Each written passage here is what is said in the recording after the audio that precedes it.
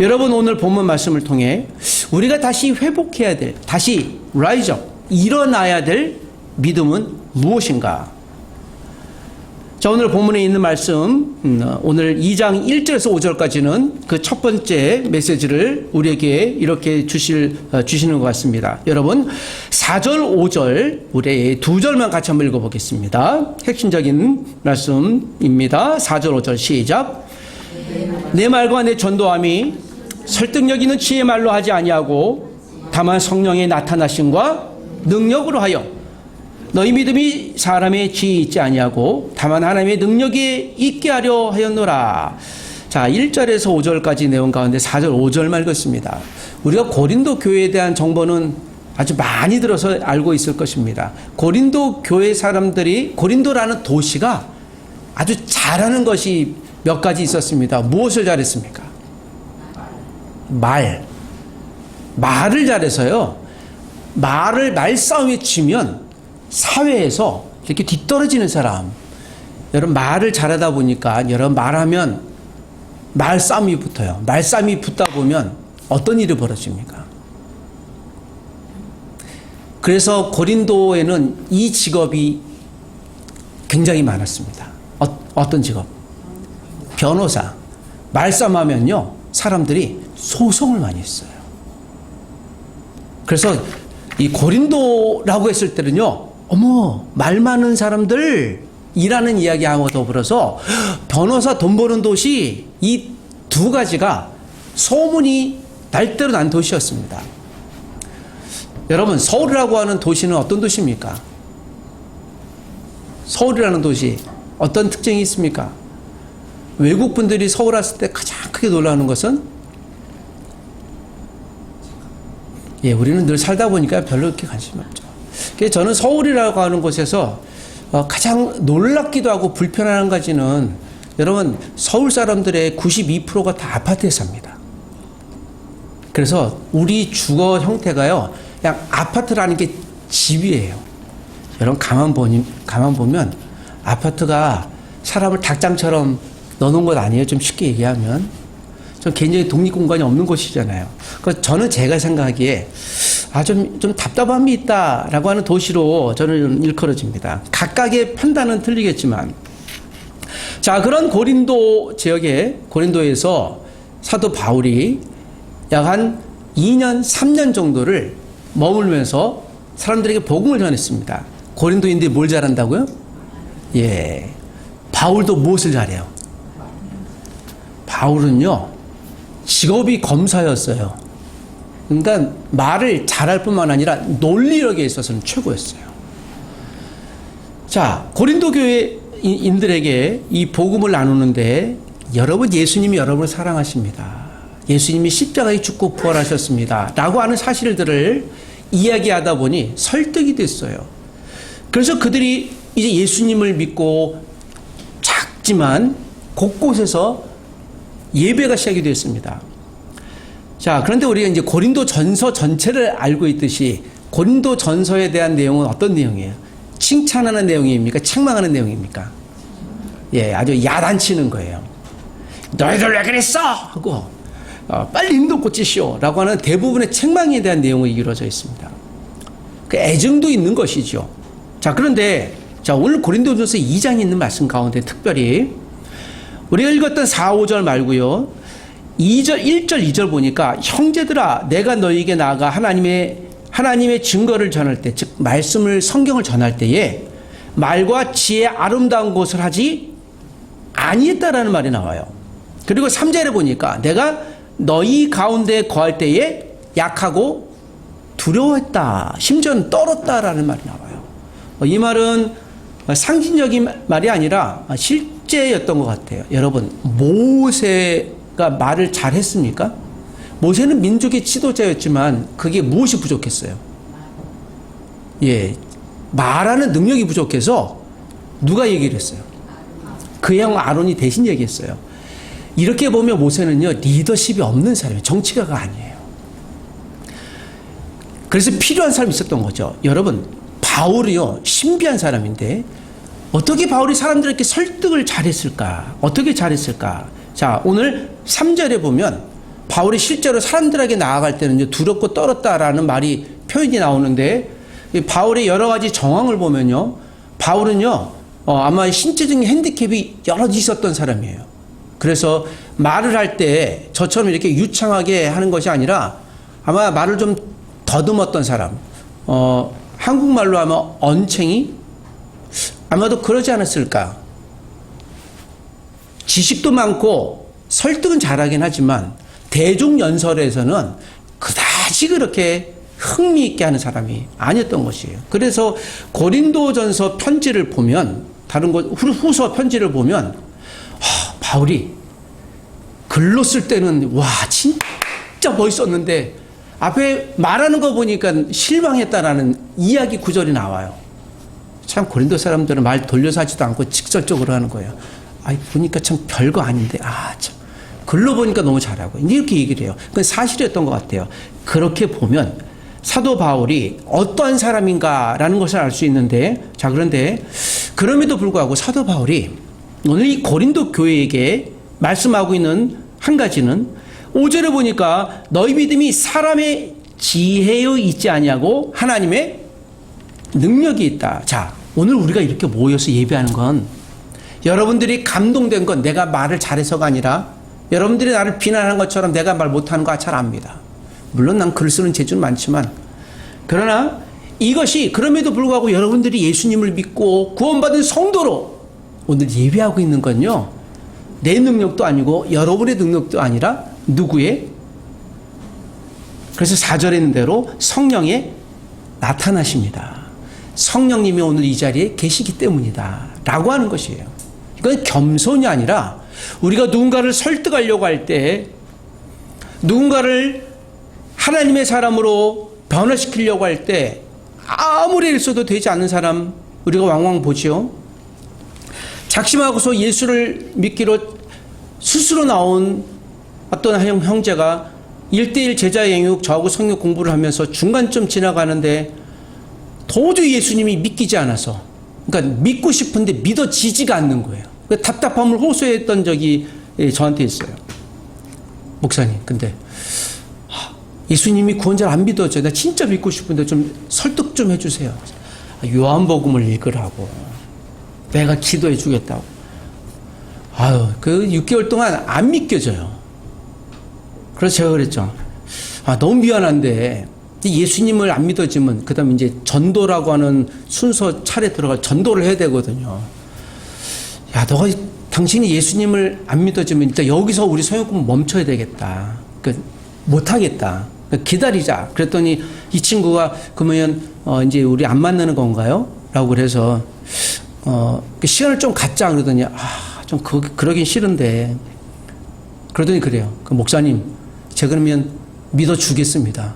그러니까는 성역공부를 계속 합시다. 그래서 믿어주는 건 아니고 안 믿어지면 괜찮아요. 기다릴 수 있어. 그랬더니 이게 또 한 주 쉬고 또 2달 쉬고 그러면 좀 그러니까 이양 했으니까 뒤에, 그래서 목사님 제가 믿어주는 걸로 하겠습니다.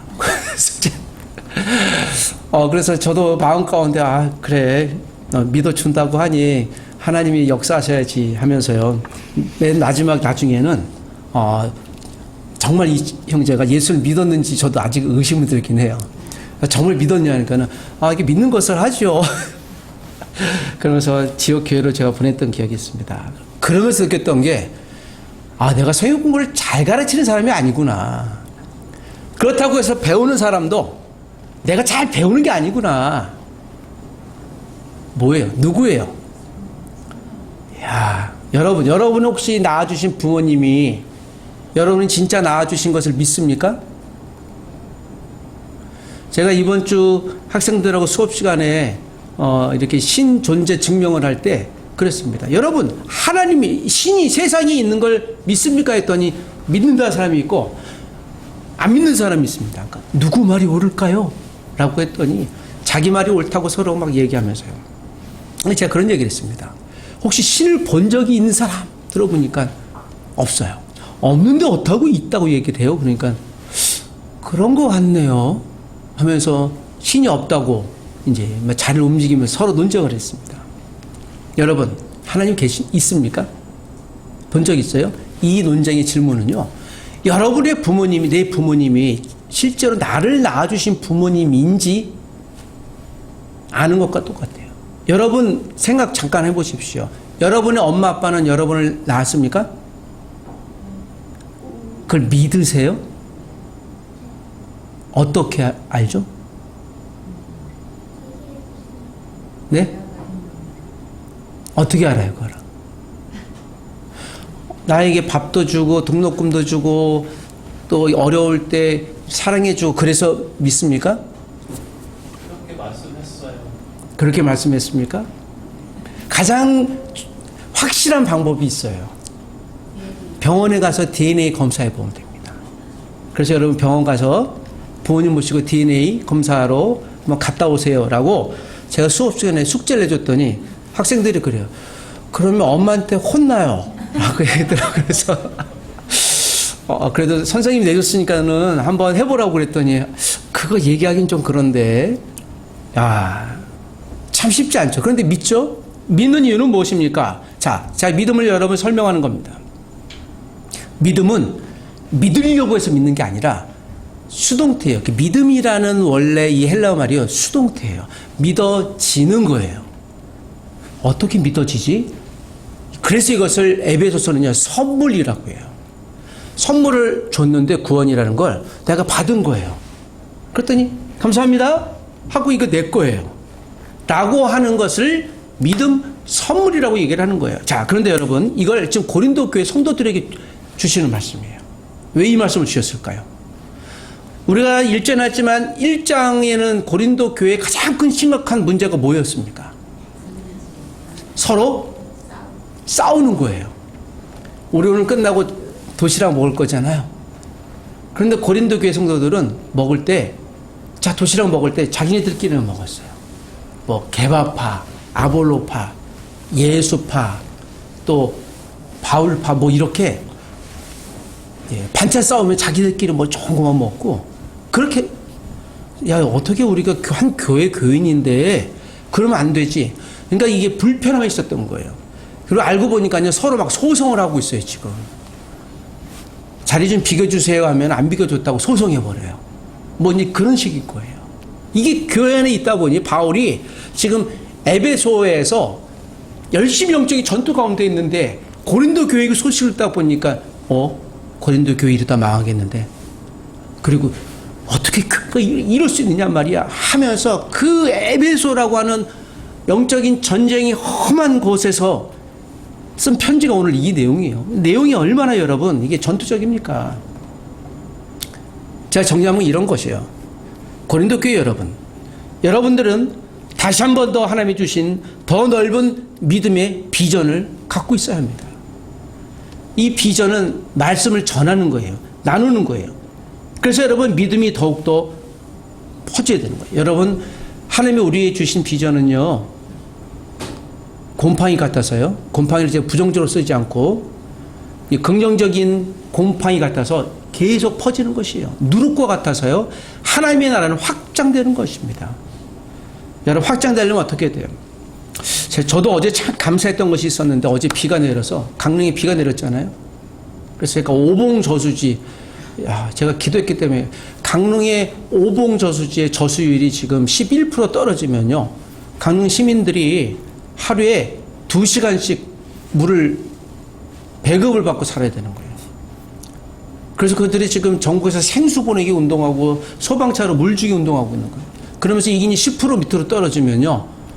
이제 샤워물도 없고 화장실 물도 없고 그냥 초토화되는 거예요. 제가 알기로는 한국에서 처음 있는 일이에요.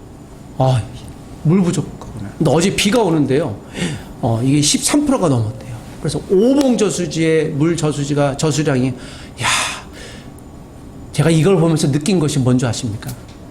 아무리 여러분 과학이 발달하고 아무리 뭐 위대할지라도요. 비가 안 오면요. 우리는요. 목말라 그저 하늘을 바라볼 수밖에 없는 거예요. 하나님 도와주세요 할 수밖에 없는 거예요. 진짜 우리 연약한 자들이다. 여러분 우리에게 필요한 것은 무엇입니까?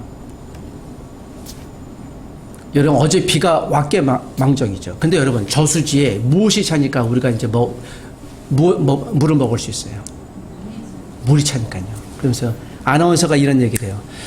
갈라졌던 바닥이 다시 물로 차기 시작했습니다. 감사합니다. 여러분, 우리의 믿음이 짝짝짝 갈라져 있으면요, 성령님으로 주시는 은혜의 담비, 말씀의 담비가 없으면요, 듣지 않으면요, 나중에 목말라 죽습니다. 샤워도 못해요. 냄새나고 지저분하고 불편한 정도가 아니라 이제는 생명의 목숨까지도. 여러분, 오늘 이 고린도전서, 고린도 교회에 보낸 편지, 그들에게 바울이 주시는 말씀이 이거예요. 여러분, 10년 전에 나오고 교회 시작할 때 그렇지 않았잖아요. 여러분들이 지금 교회 처음 시작했을 때 얼마나 뜨거웠습니까? 그런데 왜 갈라져 있죠? 왜 서로의 비전을 우리를 하나로 뭉치지 않고 서로 갈라져 있고 싸우고 하나님 나라를 위해서 왜 하나가 되지 못합니까? 여러분, 우리의 믿음은 더 넓어져야 됩니다. 은혜의 담비를 채우십시오. 제가 설명을 잘했다고 해서 여러분들이 예수 믿은 게 아니에요. 누구의 은혜? 오직 하나님의 은혜였습니다. 성령님의 은혜였습니다. 그 한 분만을 보십시오. 바닥처럼 쫙쫙 혹시 메말라 있지 않습니까? 라고 이야기하고 있는 것입니다. 사랑하는 여러분, 오늘 우리에게도 혹시 마음에 하나님에 대한 사랑이, 또 하나님 말씀을 들어도 여전히 쫙쫙 갈라져 있는, 갈급하고 또 가뭄처럼 느껴지는 심령이 있습니까? 오늘 바울의 말씀에 다시 한번 믿음의 귀를 활짝 기울이시길 부탁드립니다. 성령님의 은혜를 더 넓게 받고 여러분들이 그 은혜를 기다리시길 부탁드립니다. 두 번째 메시지입니다. 6절에서 10절까지 있는 말씀입니다. 10절 한 절만 더 읽어보겠습니다. 시작.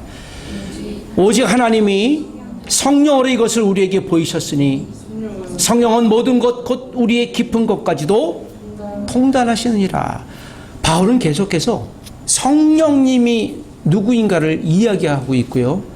여러분이 믿음을 회복하려면, 인생의 깊은 것, 인생이 풍요로워진 것을 얻길 원하면 성령님을 다시 충만히 모셔야 한다라고 그들의 회복의 통로를 성령 충만이라고 지금 요청하고 있어요. 방법을 알려주고 있는 것이죠. 6절에 보니까 이런 말씀 있잖아요. 우리가 온전한 자들 중에서 지혜를 말하노니 이는 이 세상의 지혜가 아니요 라고 얘기를 해요. 이 세상의 지혜, 그러니까 말을 잘하는 이들, 고린도라고 하는 특징적인 도시를 얘기하는 거예요. 그러니까 여러분, 고린도 교인들은요, 고린도 출신 자들이 많이 와서 성도가 되었거든요. 그러니까 그들도 무엇에 익숙해져 있어요?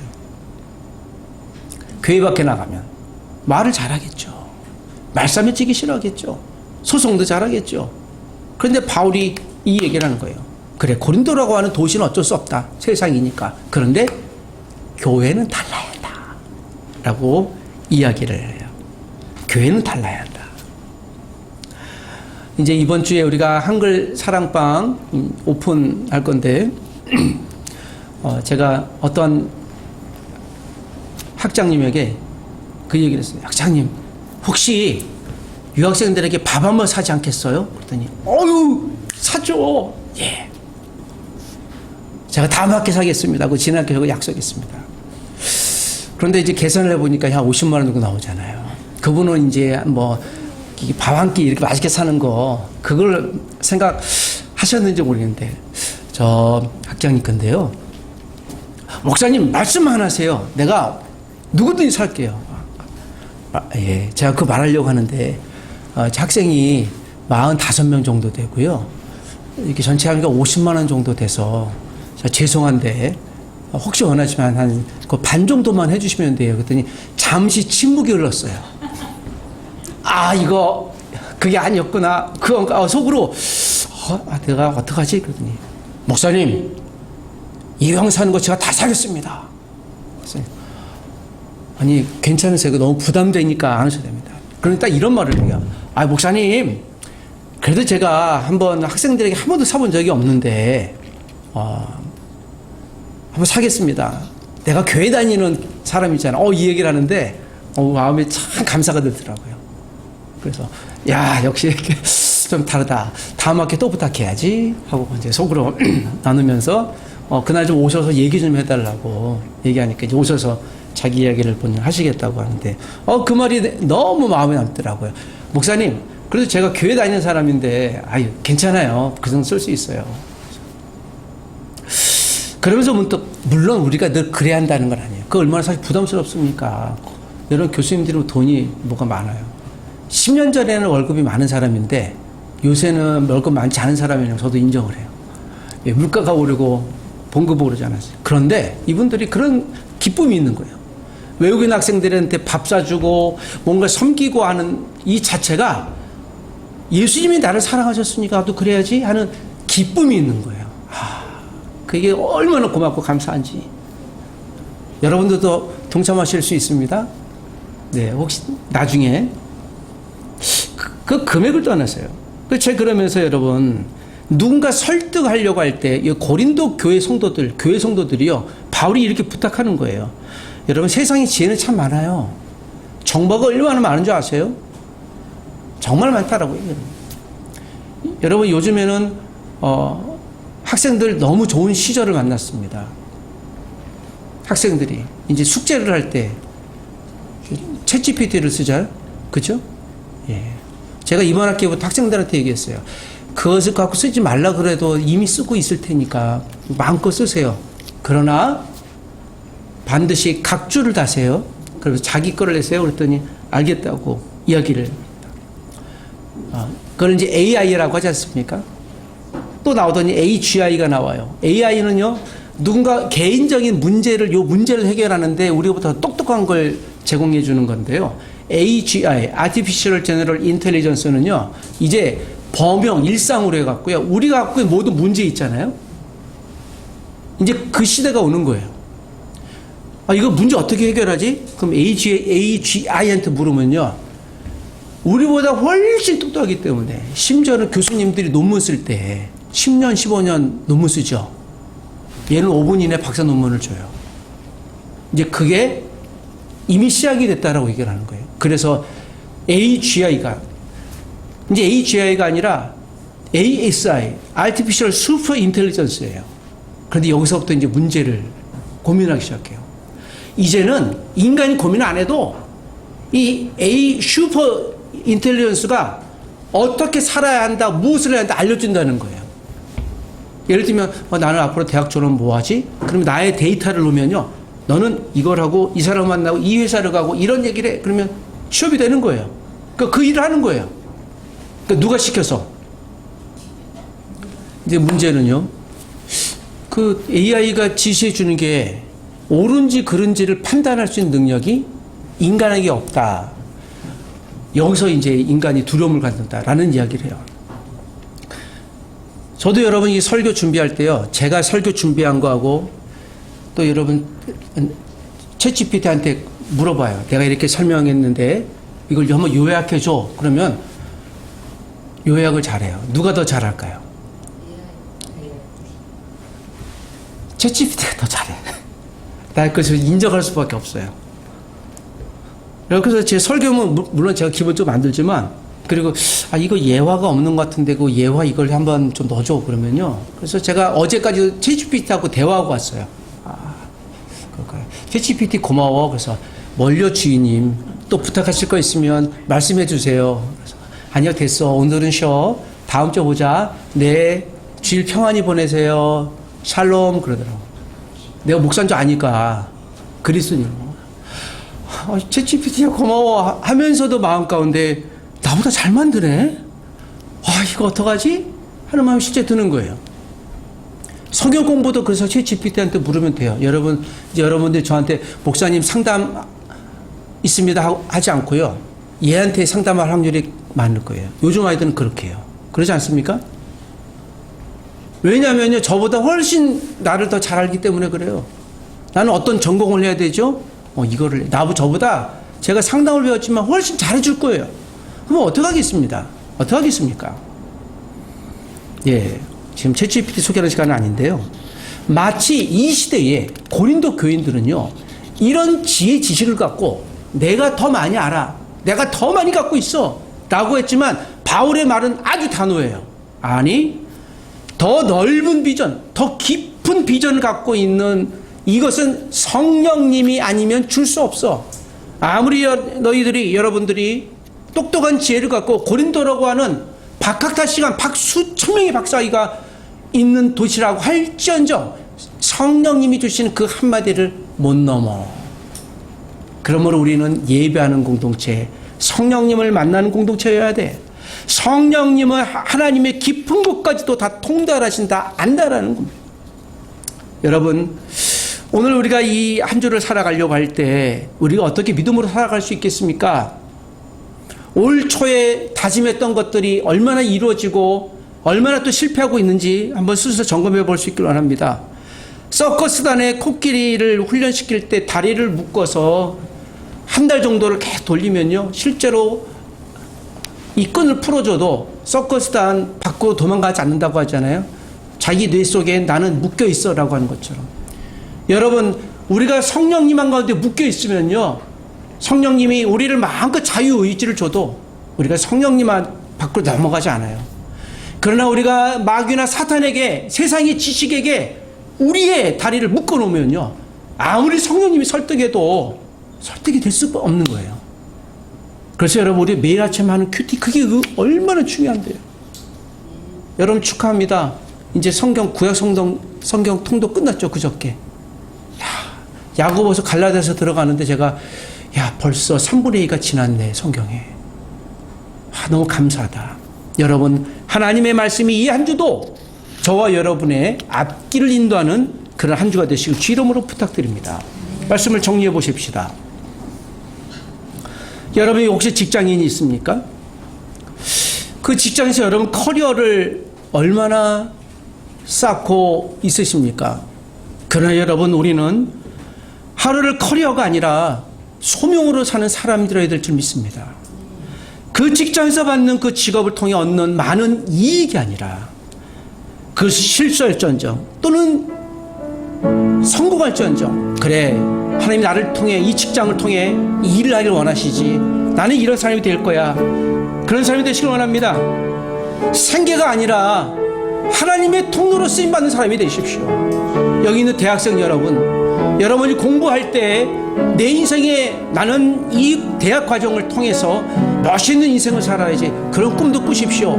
그러나 그것을 넘어서 하나님이 이 대학을 통해 나는 하나님의 통로가 될 거야, 나는 하나님의 사명을 이루는 자가 될 거야, 성령께 쓰임받는 자가 될 거야, 여러분, 이런 하나님의 비전을 다시 회복하는 저와 여러분이 되시길 원합니다. 성령님, 나에게 그런 은혜를 허락하여 주시옵소서. 여러분, 한 주 동안도 하나님의 말씀이 저와 여러분의 인생을 붙드는 한 주가 되시길 주 이름으로 부탁드리고 축복합니다. 우리 같이 한번 기도하십시다. 하나님, 생계를 위해 일하는 자가 아니라 하나님, 나라를 위한 사명자로 일하게 도와주옵소서. 내가 그저 경험을 쌓는 것이 목적이 아니라 그 경험을 통해 하나님 나라를 이루는 사람이 되게 도와주옵소서. 저는 우리 광운대학 교회가 다시 한번 열방을 섬기는 교회가 되길 원합니다. 하나님, 우리에게도 더욱더 그런 열정을 주시고, 식어버린 마음이 있습니까? 회복시켜 주옵소서. 작은 통솔을 기도하고 제가 축도하겠습니다.